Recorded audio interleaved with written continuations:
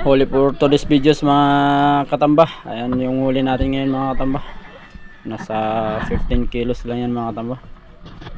Yan mga katamba, simulan na naman tayo dito sa paglamay mga katamba papunta sa lambat. Ayan mga katamba yung mga kasama natin. Sisi na tayo dito mga katamba.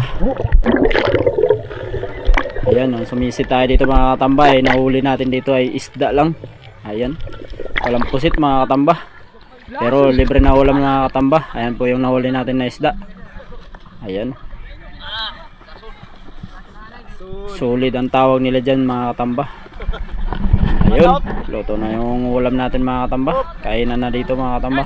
Ayun, inuulam na natin yung isda na nahuli natin kanina mga katamba. Ayan yung isda pala mga katamba. Kinulang isda yung ulam natin ngayon mga katamba.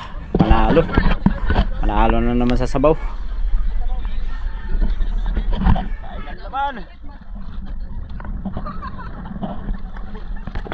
Tara, kaya na tayo dito mga katamba, para may lakas na naman sa paglangoy mamaya mga katamba.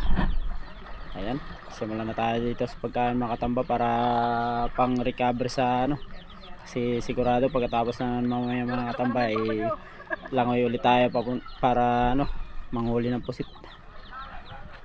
Masama yung panahon ngayon mga katamba, gawa na may low pressure. Ayan, kaya medyo mahalon ngayon mga katamba.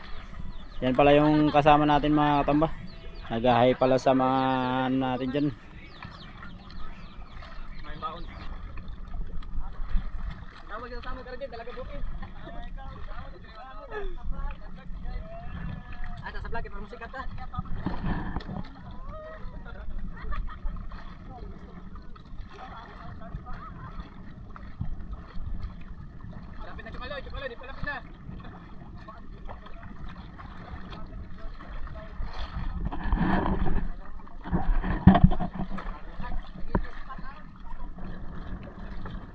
Chokalay, mga chokalay.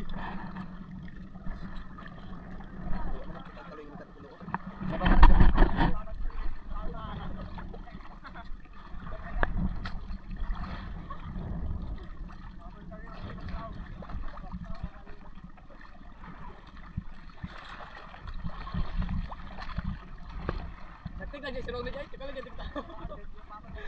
Si Robin ay nagtig si Robin chokalay dito sa.